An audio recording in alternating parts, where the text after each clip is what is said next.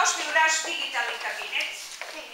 Danas ćemo se malo družiti kao i nekoliko puta do kraja školske godine koliko vi budete inače želeli, ali od 5. razreda možete stalno dolaziti na časove informatike. I mislim da je to nešto što vas jako puno zanima. Danas imamo temu Mali ljudi u čudesnom svetu računara. Danas sa nama je jedan tim učenika 7. i 8. razreda, svi će vam se oni predstaviti, koji će zajedno sa vama proći kroz neke osnovne stvari vezane za računare, kroz neke osnovne programe, pokazati vam zanimljive programe koje možete da koristite. Prije svega, ovo je jedan kratak uvod. Žela bih da prvo da nas predstavim. Ja sam Sofija, ovo je Aleksa, Srđan, David, on snima, Dušan i Uroš. Koji će se javiti na druge sad. Pitanja, mi ćemo vam održati jedno kratko predavanje. Pitanja možemo postavljati, odgovarat ćemo na pitanja kasnije.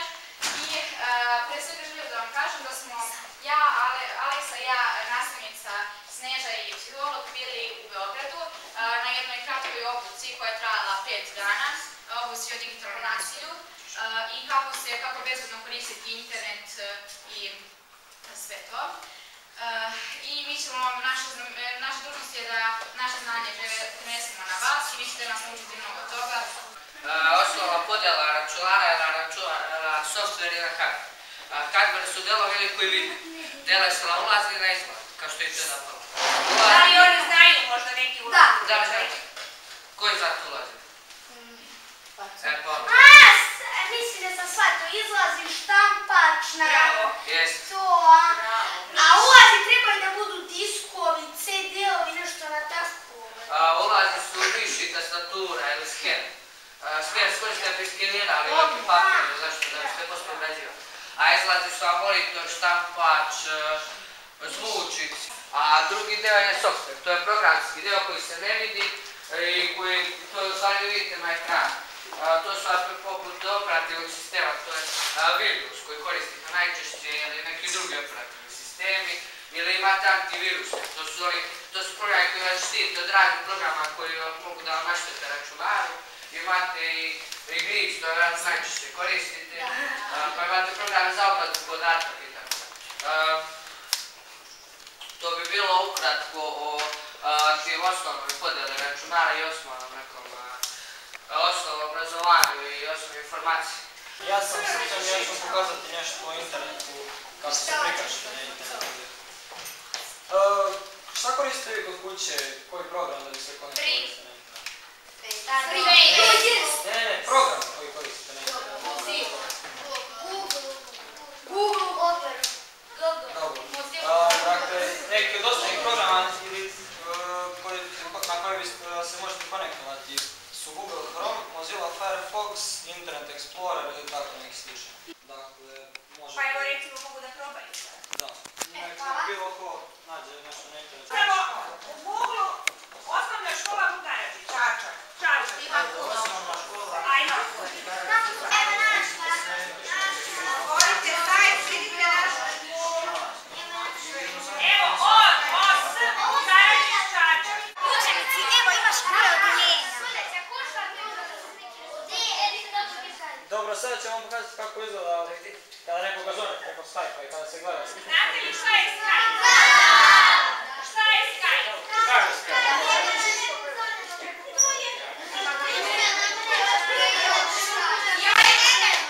Da li je Skype software ili hardware?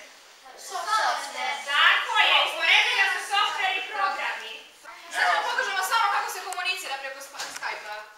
Pa ćemo posle nam pokažemo kako se pravi. Ali zapamtite, nikada nemojte preko Skype-a da kontaktirate ljude koje ne poznajete, zato što možete da nađete na razne vrste Ne samo preko Skype-a, preko svih društvenih mreža.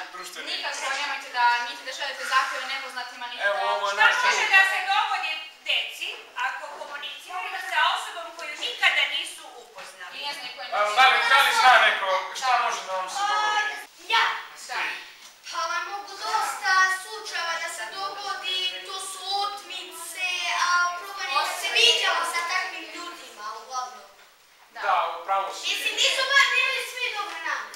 Pored fizičkog nasilja postoji tako digitalno nasilje. Da li ste nekad čuli neko za digitalno? Omalovažavanje na internetu.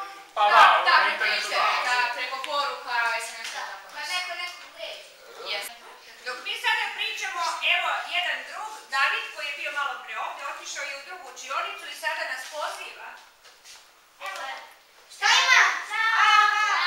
Čekaj, uključimo video da vidi. Evo i mi ćemo njemu da uključimo kameru da možemo da ga vidimo. Evo. Evo, to ste vi. Evo, on pokazuje, deca su na času. Evo, on sad može nas da vidi, vidimo i mi njega, on nas čuje, samo mi njih ne čujemo, ja se... Mi koristimo Skype da komuniciramo sa drugarima i prijateljima. Ovakvi slični programi se u školama koriste kada vi niste prisutni na času, kada ste bolesni, da možete normalno da pratite čas iako fizički niste prisutni. Da se vratimo na opasnosti s kojima možete da se suočite na internetu, to je, rekli smo, digitalno nasilje i da li zna neko digitalno nasilje, već smo pitali, ali šta je sve to? Kakva je razlika između fizičkog i digitalnog nasilja? Evo, recimo. Jedan smo jedan, ćemo svi se reći. Ja bih rekao da je digitalno nasilje kada vam ubace neke viruse. Da, to je jedna od vrsta digitalnog nasilja. Kad te vređaju preko interneta. Kod priča oko digitalnog nasilja postoje bezbroj društvenih mreža, to su jako veliki brojevi, pored Facebooka, verovatno ste svi čuli. Koji znali neko još neku? Da, kad ste već pomenuli Twitter. Twitter je jedna od najsigurnijih mreža na internetu.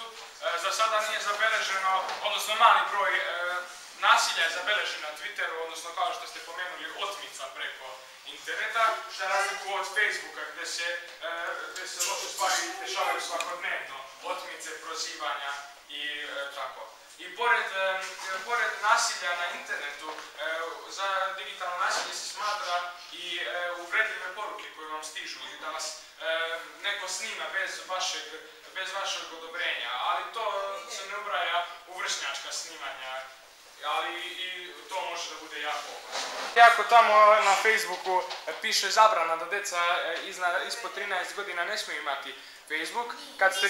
Kad ste već napravili, sad možemo da vam kažemo nešto pomoću čega ćete da se zaštitite od vrste nasilja koje možete da sretnete.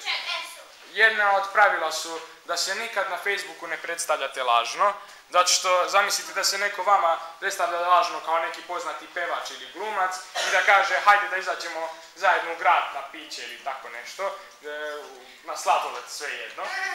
I onda vi dođete tamo i dođe neki ogroman čovjek i da, kao što bi ti rekla, manijak, i odve vas i posle može da radi sa vama šta god mu je volja. Treba da zapamtite, šta god da stavite na Facebooku, na vaš zid na Facebooku, to može da vidi približno 280 ljudi, što je kao jedan billboard u normalnom životu na ulici. Ne samo vaši prijatelji, vi ako na primjer imate 100 prijatelja, neće vidjeti samo 100 njih, vidjet će mnogo veći broj. I jedna od mera zaštite je da morate da uđete u opcije na Facebooku i da tamo isključite opciju da neko koga ne poznajete, ko nije vaš prijatelj, da može da vidi vaše podatke. This is a safety song to teach you how not to trust anyone.